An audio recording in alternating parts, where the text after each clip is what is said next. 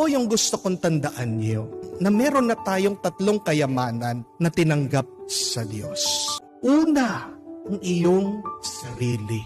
Tandaan niyo po na ang iyong pagkatao ay hindi pwedeng gayahin ng iba. Minsan nakakalungkot, naiinggit tayo sa ibang tao. We strive to become like other people. Pero tandaan niyo po ito, that everybody has been taken already. But your true self, your unique self, cannot be imitated. Huwag mong sisikapin na gayahin ang ibang tao.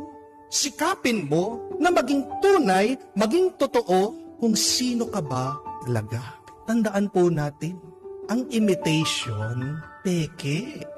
Pag sinabi mong imitation, ginaya, di ba walang halaga yan? Mababa ang halaga niya. Ano yung mas mahal? Yung original.